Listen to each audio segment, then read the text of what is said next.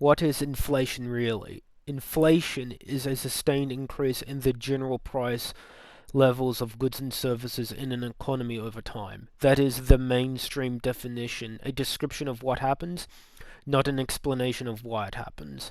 It identifies a symptom while ignoring its cause. Inflation, properly defined, is the expansion of the money supply itself. Rising prices are only one possible consequence of that expansion, not inflation's essence. When the money supply expands faster than the goods and services available to buy, each unit of currency loses purchasing power. Prices rise goods and not because goods become more valuable, but because money becomes less so. This distinction matters because it shifts blame from greedy corporations or overactive consumers to the real culprit: monetary policy and credit creation. Cause versus effect. Mainstream economics often defines inflation as too much demand chasing too few goods, a view known as demand pull inflation. This definition is circular and conceptually confused. It's tautological. It describes what happens in every functioning market, prices adjusting to balance in supply and demand, and then mistakes that process for inflation itself. That view confuses the effect higher prices with the cause, monetary expansion. Rising demand for specific goods may shift relative prices, but it cannot raise prices across the entire economy unless the money supply expands. Even so-called demand pull inflation presupposes monetary expansion, since total demand cannot exceed the supply of goods and services without new money entering circulation. What Keynesians call demand pull inflation is merely equilibrium dynamics mislabeled as macroeconomics. True inflation begins the moment the money supply grows. This happens when governments fund spending by creating new currency, central banks expand their balance sheets, banks extend credit beyond existing reserves. This process benefits those who receive the new money first: governments, large corporations, and financial institutions, while everyone else faces higher prices later. Economists call this the Cantillon effect. Why rising production costs cause inflation is circular reasoning. Many claim that rising production costs cause inflation, but that argument reverses causality. It mistakes the symptom for the cause. If production costs are rising, we must ask why. In most cases, it's because the money supply has expanded, allowing more currency to compete for the same goods and services. That monetary expansion pushes prices up across the economy. Other influences such as taxes, regulation, or natural disasters can temporarily raise costs, but those aren't inflation. They are isolated shocks. Inflation, properly defined, only occurs only when the money supply grows. Rising prices are the result of that growth and not an independent cause. Money printing is inflation. Saying that money printing causes inflation is conceptually mistaken. Inflation is the expansion of the money supply. Printing money is inflation. The expansion of the money supply is inflation. To say money printing causes inflation is tautological. To say money printing causes inflation is tautological, like saying an increase in the money supply causes an increase in the money supply. Properly speaking, money printing is inflation. The expansion of the money supply is inflation, while rising prices are a consequence of that monetary expansion. Clarifying the term money printing. In modern economies, most new money is not physically printed but created digitally through the banking system. When banks issue loans, they generate new deposits, IOUs, recorded as assets and liabilities on their balance sheets. These electronic entries function as money, even though no tangible currency is produced. Thus, printing money describes only one form of monetary expansion. The broader and more accurate term is expansion of the money supply, which includes both physical issuance by central banks and digital credit creation by commercial banks. By central banks, inflation is therefore not limited to the printing press. It encompasses the entire process by which new purchasing power is conjured into existence. How bank money works. When banks issue loans, they silently confiscate purchasing power from the existing pool of claims within the economy, siphoning value from existing holders of money and monetary contracts.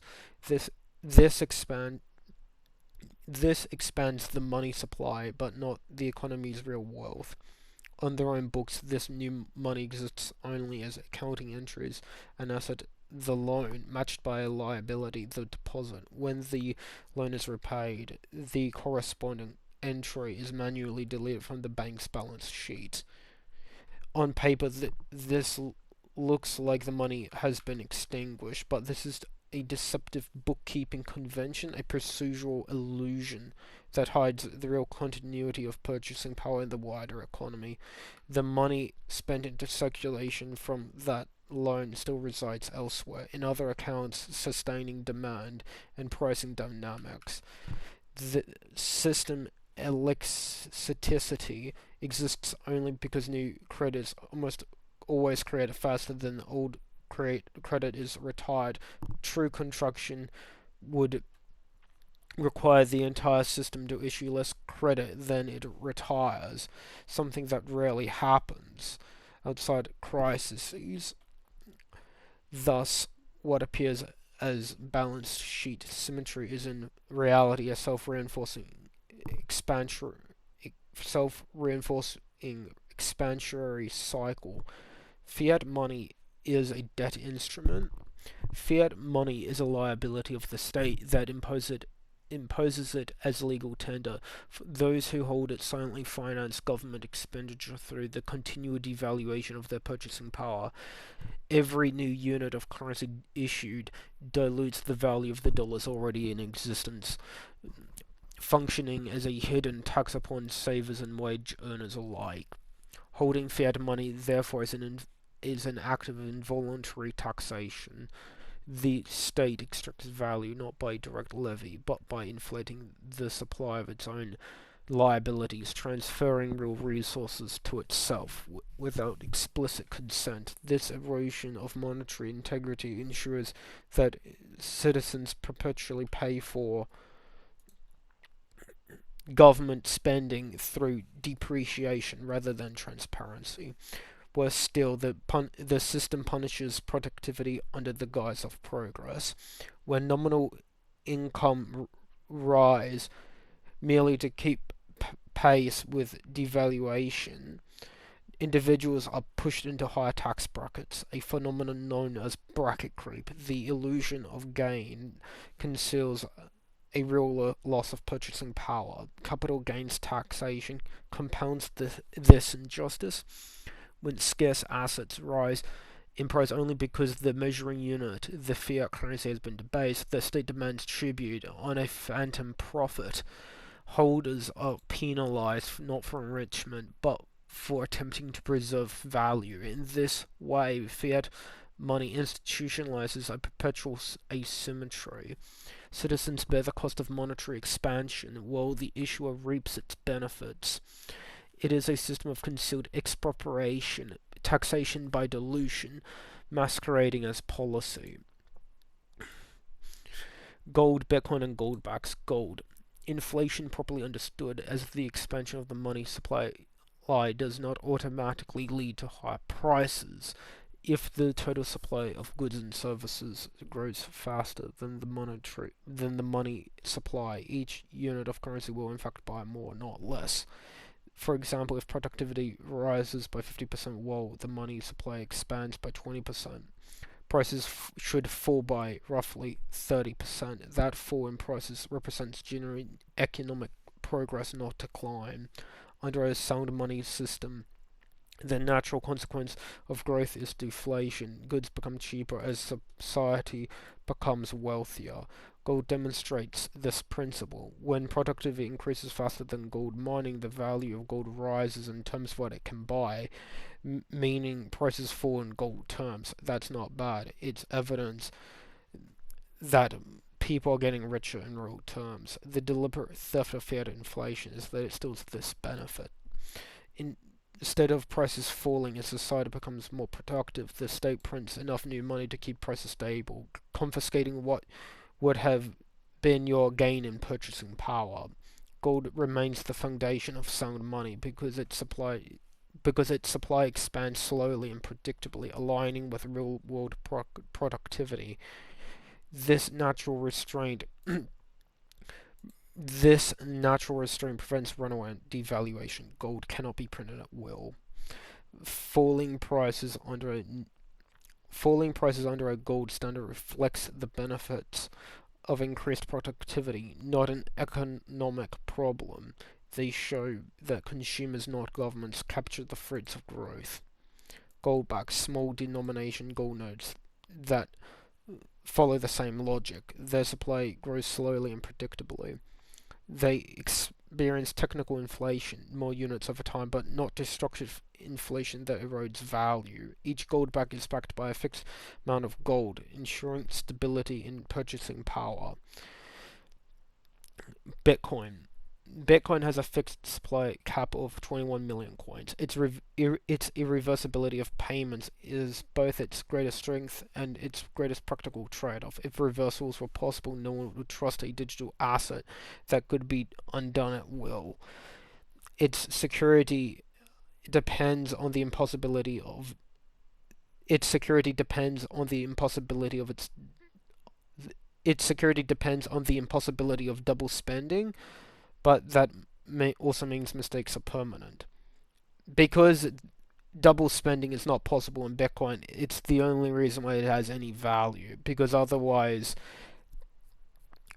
it wouldn't have value for the reason, like if I send money to you, right, but then I can reverse that, then it'd be worthless, right? Because the value has to be from its irreversibility of payments. This irreversibility also introduces a trust problem. If a buyer sends Bitcoin to a dishonest business, there's no recourse. The business ensures the certainty of no double spends, or or what in layman's term would be called chargebacks, but in cryptocurrency this is known as double spending.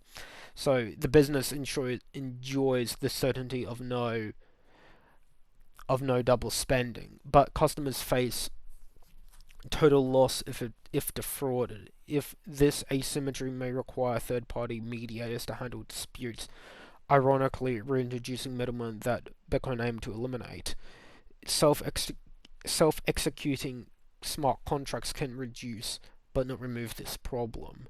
They can confirm that a parcel was shipped, but not that its contents was promised. A scammer could mail an empty box, and once delivery is confirmed, the contract automatically releases the funds irreversible and final. Bitcoin self-custody is a trade-off. Holders must secure their 12 to 24 word seed phrase, a cryptographic key with 100 to 256 bits of entropy. This makes theft virtually impossible, but losing it means losing funds forever. Best practice: store it offline medium. Store it in an offline medium. Indestructible medium like a steel plate, never digitally. Adding a passphrase does not add any meaningful security benefit. It is only security theater and only increases the risk of human error. So this is just security theater, not real protection. This critique is not of Bitcoin's network, which functions as designed, but of the human element surrounding it. Trust ultimately re-enters through the user, who must take full responsibility for securing and transacting their own wealth. The real-world consequence: the shittification effect. There's ultimately no way to avoid the symptoms of fiat inflation, even for those who refuse to use government money. Whether one trades with Goldbacks, Casper, or Monero, the symptoms of fiat-dominant economy still reach them through what might be called the shittification of products and services, a downstream consequence of systemic uh, currency debasement. Why? Because most producers, suppliers, and consumers still operate within the fiat system. Businesses must compete for sales, and people dislike paying more for what they once bought at a lower price. They also resist paying the same amount for less, even though the underlying cause is not greed, but monetary dilution. To mask rising cost, companies quietly reduce portion sizes, cut corners on materials, or lower the quality of their services. These adjustments are not arbitrary, but they are survival mechanisms within a system where currency loses value faster than prices can honestly adjust. Consumers seeing prices rise consumers seeing prices rise or quality fall blame companies rather than the government, mistaking symptom for cause. As a result, honest producers who refuse to degrade their goods risk losing customers to competitors who disguise inflation through shrinkflation or substitution or shittification. The public calls it greed. In truth, it is monetary decay, expressing itself through commerce. Even those who transact entirely in sound money cannot escape its ripple effects. Their hard money may hold its value, but the goods and services they can buy have been hollowed out by the fiat system surrounding them. The destruction of quality is the shadow cast by inflation, proof that the rot of bad money spreads far beyond the medium of exchange itself.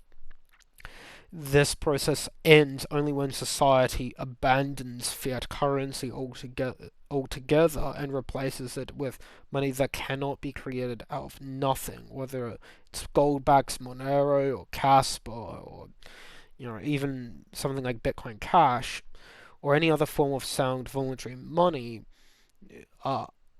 Until then, fiat inflation will continue to erode purchasing power, to erode not just purchasing power, but the very integrity of production and trade. The myth of intrinsic value. There's no such thing as intrinsic value.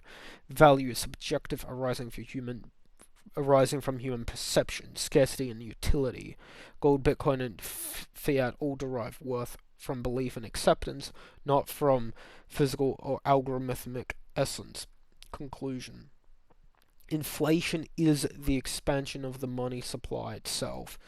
Everything else, price shifts, cost shocks, and cycles, are symptoms, not causes.